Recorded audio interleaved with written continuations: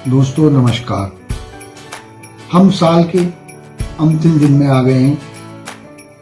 मैंने महसूस किया है कि मुझे उन सभी लोगों को शुक्रिया अदा करना है जिन्होंने इस साल मुझे मुस्कुराने की वजह दी। आप उनमें से एक हैं।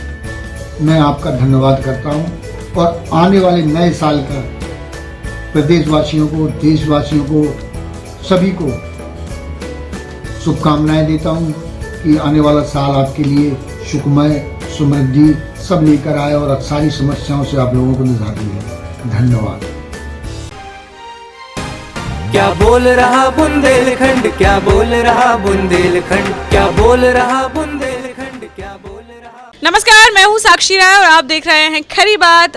खरी बात में हम यहाँ पर आ गए हैं मऊरानीपुर में और यहाँ पर बार संघ के अभी चुनाव हुए थे, जिसका मैं आपको बता दूं कि बैजनाथ तिवारी जी जो है वो अध्यक्ष बने हैं। बहुत बहुत बधाई सबसे पहले खरी बात देना चाहता है आपको और बहुत बहुत स्वागत करते हैं खरी बात न्यूज़ चैनल में आपका। तिवारी जी, आपसे सबसे पहला प्रश्न ये पूछना चाहूँगी कि आप ये चुनाव लड़े हैं तो किन मुद्दों को लेकर लड़े थे? दरअसल बात ये है कि सर्वप्रथम मुद्दों के पहले पूर्व में हम आपको ये बताना चाहते हैं कि जो खरी बात चैनल के माध्यम से हमारी बिटिया, दोनों बिटियां जो यहाँ मऊरानीपुर में आई हुई हैं, इनको बहुत बहुत बधाई देना चाहते हैं कि कम से कम हमें मौका मिला कि इस खरी बात पर आपने हमारा इंटरव्यू लेने के लिए यहाँ तक आई हैं।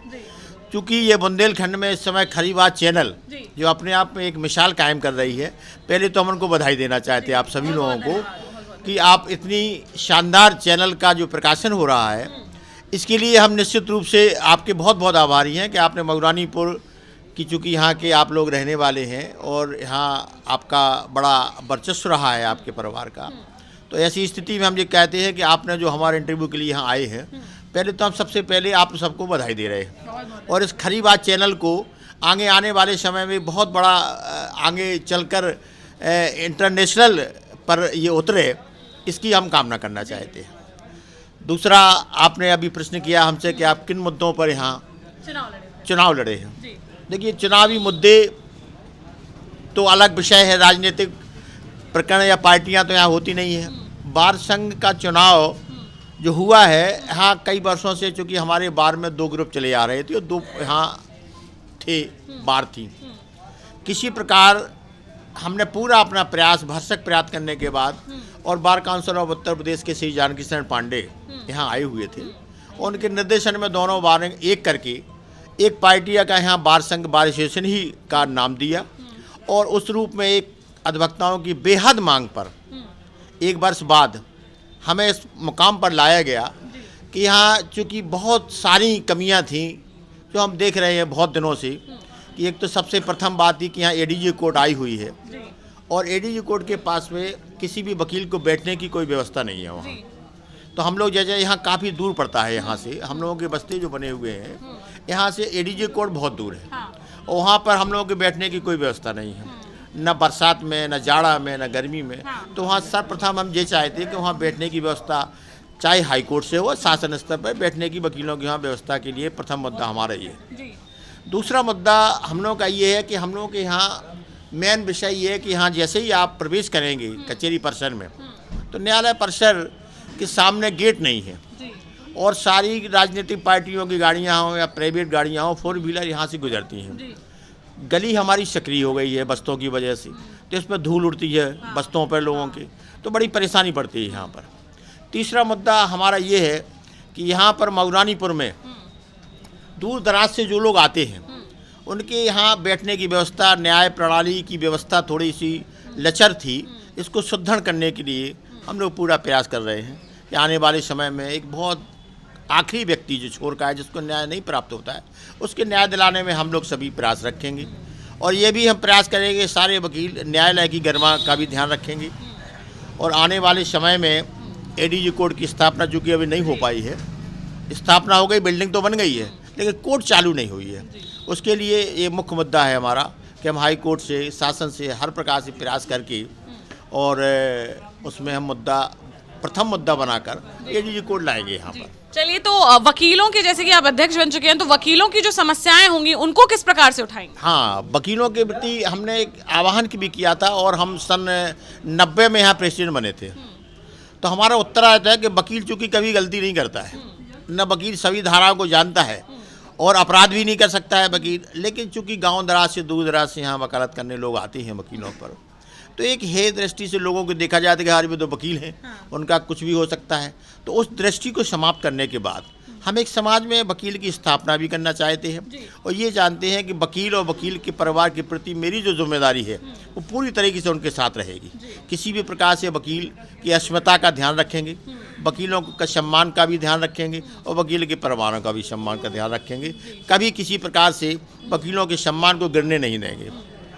और हमारी टीम ने जो हमें बहुत ताकत के साथ, इतने बड़े बहुमत के साथ आज तक के इतिहास में मऊरानीपुर में इतना बड़ा चुनाव और इतना बड़ा भारी बहुमत जो हमें दिया है हमारे साथियों ने, निश्चित रूप से उनके एहसानमंद हैं।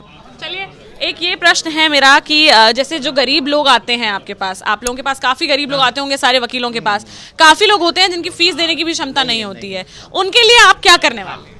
उनके लिए हमने एक विचार किया है कि हम अपनी कार्यकारिणी जैसे ही हमारी गठित हो रही शपथ ग्रहण के तुरंत बाद हम 5 अध्यापकों की टीम गठित करेंगे और निश्चित रूप से हम उसकी जांच पड़ताल करने के बाद यदि वो वास्तव में गरीब हैं और फीस देने काबिल नहीं है तो हम निःशुल्क मुहैया कराएंगे उनको न्याय दिलाने का पूरा, वो कमेटी हमारी उनका कार्य करेगी। निःशुल्क निःशुल्क कराएंगे आप। कराएंगे। चलिए, कोई बहुत अच्छी पैसा बात नहीं है ये तो। और जैसे अभी तो फिलहाल ठंड है, लेकिन जब हम गर्मी के समय में आए थे, आपके चुनाव होने वाले थे, तब हमने सबके बस्तों में देखा था पंखे नहीं थे, लाइटें नहीं थी, व्यवस्थाएं नहीं थी। उनके लिए आप क्या करने वाले? हाँ, वो भी हमारा एक सुझाव है। हम किसी प्रकार शासन स्तर से किसी प्रकार, चूँकि अभी कुछ लोगों के अंदर पंखे लग गए हैं, बाकी हमारे जो सड़क के किनारे हमारे अध्यापक अगर साथी बैठते हैं उनको हम सोच रहे हैं दिमाग से अपने और कहीं ना कहीं से किसी प्रकार व्यवस्था धन की, क्योंकि बिना धन के कोई काम हो नहीं सकता है, धन की व्यवस्था करने के बाद सारे बस्तों को एक लाइन में कराने के बाद उन्हें कनेक्शन दिलाएंगे, पंखों की व्यवस्था करेंगे और लगेगा कि वकीलों का चैम्बर यहाँ बने हुए हैं, हम अपने ही काल में करेंगे। चलिए, बहुत बहुत धन्यवाद हमारे साथ जुड़ने के लिए। सेक्रेटरी साहब भी हमारे साथ मौजूद हैं। सबसे पहले जी, महासचिव जी, सबसे पहले आपसे चाहूंगी कि आप हमारे दर्शकों को अपना इंट्रोडक्शन दे दें। क्या नाम है आपका? ब्रजलाल बिजरौनिया। जी बिजरौनिया जी, आप बताइए, आप चुनाव लड़े होंगे तो आप क्या मुद्दों को लेकर लड़े थे? जो हमारे अध्यक्ष जी ने कहा है मैं उनके साथ तो चलूंगा, लेकिन साथ साथ में मेरा एक लक्ष्य है कि मैं अपने बार में एक लाइब्रेरी का निर्माण करवाना चाहता हूं सब लोगों से मिलके, और उसमें किताबों का इतना अच्छा वो होना चाहिए कि ताकि सारे वकील आके उनको बैठ के पढ़ें, देखें और उससे अपना ज्ञान अर्जित करके न्याय बातकारियों को न्याय दिला सकें। जी, अच्छा, ये सब करने वाले हैं। चलिए, क्या संदेश देना चाहते हैं वकीलों को? वो वकीलों को मैं अब चूँकि नए वर्ष की शुभकामनाएं संदेश हो कि सब उनको उनकी तरक्की के लिए यही चाहता हूँ कि सब लोग उसका अपना मतलब प्रोफेशन में आके बहुत अच्छे स्तर से अपना काम करें और बातकारियों को न्याय दिलाएं। जितने भी वकील होंगे जो समस्याएं लेके आएंगे, आप लोग वादा करते हैं कि उनकी समस्याओं का निराकरण आप लोग करेंगे, एक लिंक की तरह काम करेंगे आप उनके बीच में? बिल्कुल करेंगे। चलिए, ठीक है, बहुत बहुत धन्यवाद करते हैं बैजनाथ तिवारी जी का और बिजरौनिया जी का, हमारे बीच में शामिल हुए और जनता को जो है वो बताया कि अब क्या करने वाले हैं। बधाई देते हैं आप दोनों को चुनाव जीतने पर, और ऐसे ही किसी जनप्रतिनिधि से, जनता से आपको रूबरू कराते रहेंगे। देखते रहिए खरी बात साक्षी राय के साथ। नमस्कार।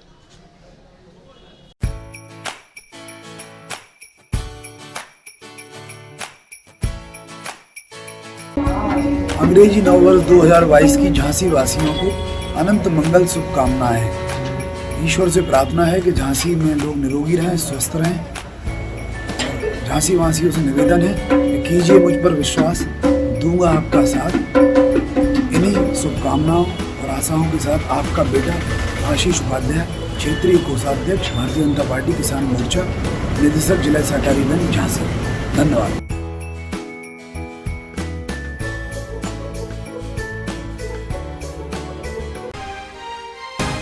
क्या बोल रहा बुंदेलखंड, क्या बोल रहा बुंदेलखंड, क्या बोल रहा बुंदेलखंड, क्या बोल